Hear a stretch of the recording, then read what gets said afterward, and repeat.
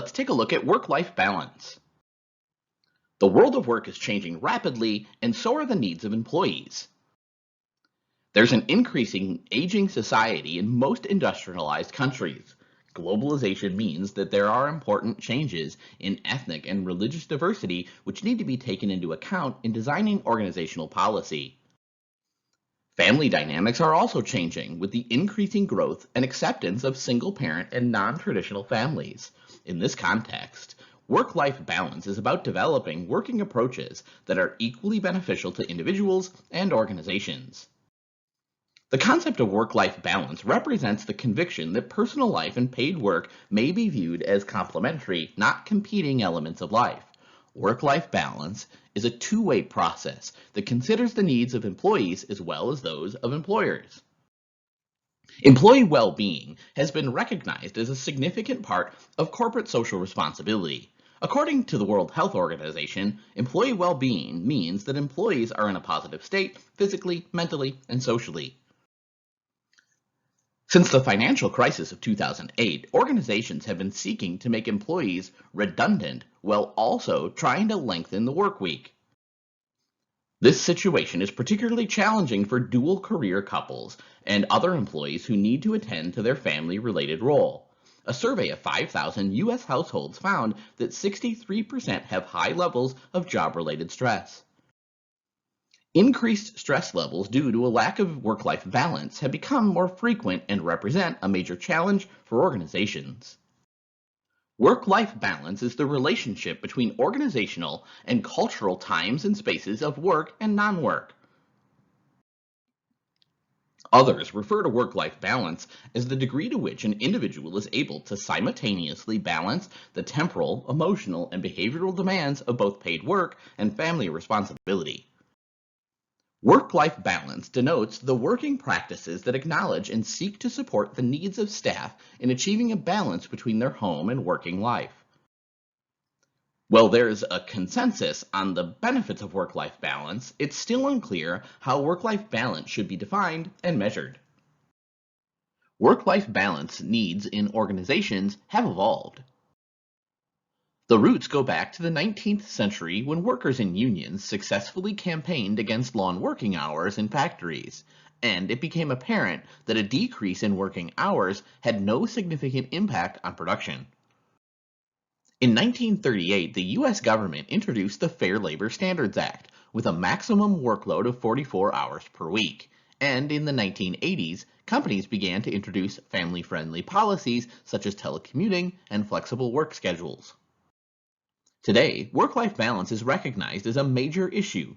The implementation of family-friendly policies in organizations may ultimately enhance both male and female employee performance at work. Many workplace challenges like stress, absenteeism, retention, ill health, and low morale can be seen as byproducts of a poorly managed work-life balance. Work-life balance can be understood as an individual having sufficient control and autonomy over where, when, and how they work to enable them to fulfill their responsibilities both inside and outside paid work. The business case is recognized by weighing up the costs and benefits of introducing work-life balance policies and determining if the net impact is positive. There are numerous benefits, including reduced absence and pressure, better recruitment and retention rates, and more worker satisfaction and efficiency, which in turn may have a healthy effect on business outcomes. Such programs may not only improve financial performance and productivity, but also reduce operational cost.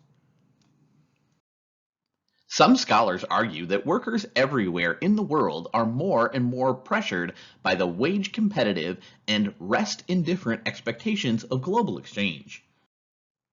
Workers are forced to make quick decisions, have a broad range of skills, and change rapidly in shifting economic forces. Employees are subjected to unpredictably variable part-time work, temporary work, and contract work in order to sustain work-life balance or remain employed at all. Traditionally, the 9-to-5 work schedule and the dominant pattern of working over time has changed. Today, however, the traditional and predictable 9-to-5 schedule is no longer the norm. Home working is an increasing phenomenon, aided by improved internet connectivity and the demand for more flexible work environments.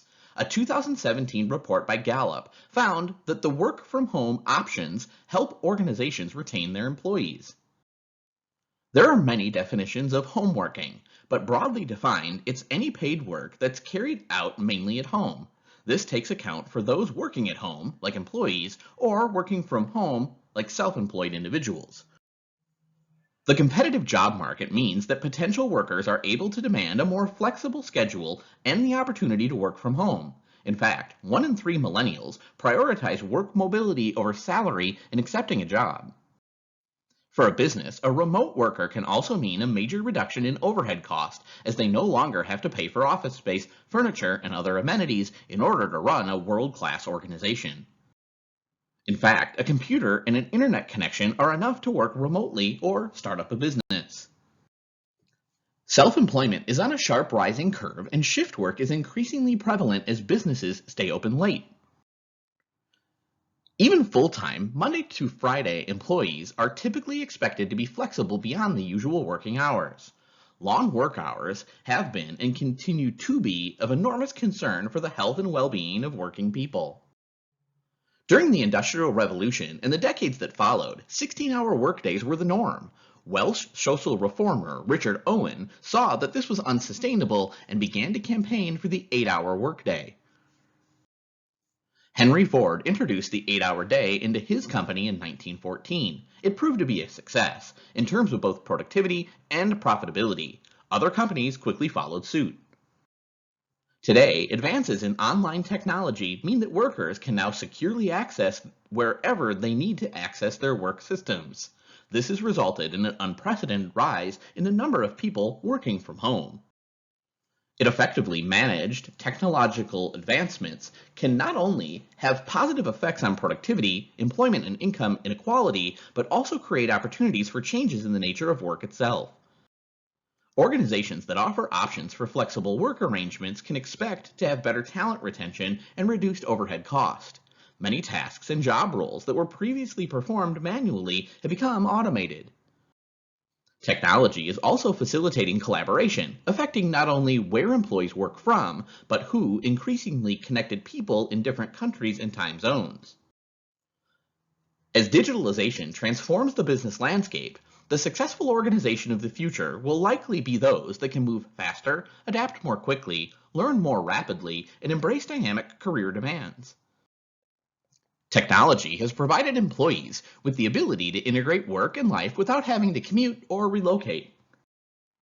Workplace diversity means employees from different genders, ages, ethnicities, or a variety of life experiences and lifestyles make up an organization. In the area of paid work, workplace diversity helps to raise tolerance and eliminate barriers based on discrimination, prejudice, and failure to include disadvantaged individuals or groups in the labor market. With increased competition for talent, work-life balance has become a pivotal issue for higher engagement, increased productivity, greater innovation, and employee retention. An increasing number of employees hold diverse identities, with work-life situations motivating them to need and want to blend work and life in different ways to manage social identity. It's important for organizations not only to formally offer flexibility policies and the permission to customize schedules, but also actively accommodate differences. There's also an age diversity aspect to work-life balance. Organizations benefit both from the skills and knowledge of experienced professionals, as well as young people's fresh knowledge and innovative work style. Though careful attention to work-life balance issues of age-diverse employees, innovative organizations reap the most benefit from age diversity and tend to show increases in productivity outcomes. Work-life balance is also relevant to the context of disabled workers. Employers often have misconceptions about disabled employees, that they will be less productive or will be more expensive to employ. Disabled employees, particularly those having issues in mobility, may be more likely to benefit from flexible work policies, including provisions for working from home. However, a new labor market which is open to all is still far from being achieved. The topic of paid maternal and paternal leave is gaining interest based on increasing evidence of potential benefit. From the viewpoint of public policy, maternity and paternity leave have potentially widespread implications for the economy, especially with respect to work, child growth, welfare, and health. In a pioneering study on the effects of maternity leave, researchers in the 1990s found that maternity leave contributed to reductions in the infant mortality rate. Although paid leave is often framed as an issue that matters to working women, paid parental leave is also critically important for fathers. Policies that ensure fathers have the support they need to prioritize their family responsibilities while also meeting work demands can significantly increase the personal and economic well-being of their families. In the 21st century, dual-earner couples have become the norm, though women's participation in the workforce continues to be limited by the presence of age-dependent children. Most women with children move into part-time work, but part-time working and career breaks negatively impact women's lifetime earnings and the gender pay gap. The so-called motherhood penalty reflects the fact that more women than men leave paid employment after the birth of a child. Work-life balance is useful for all employees in terms of improvement in employee engagement and commitment. Maintaining work-life balance can be a win-win strategy, helping employees to handle their personal and professional commitments effectively, and employers to retain skilled and engaged employees. Indeed, employees in general are attracted to organizations that treat their employees well and are flexible enough to pay attention to individuals' needs and circumstances. Remote working has been found to have a healthy effect on individual and organizational performance. A study from the University of Texas at Austin found that employees who work from home are able to add up to 7 hours to their work week compared to those who work exclusively at the office. If poorly managed, work-life balance can have adverse implications for employees and organizations. Likely negative results include an increase in family conflict, work-related stress, fatigue, and health and mental problems. Work-life imbalance and consequently negative affect employees in their productivity. In many countries, there's a wide spread of employer policies on work-life balance and their take-up by employees. A wide range of flexible working arrangements is offered by employers, with part-time working 88% the most common offered. Working from home on a regular basis, 54%, is the next most commonly offered flexible working option. Employees wish to have greater flexibility in terms of working hours and taking breaks from work and workplaces. By providing flexibility to employees, organizations may give them the freedom to choose their time and place of work. Flexible arrangements may create some issues for organizations when there's a shortage of workers in a particular department due to the nature of work.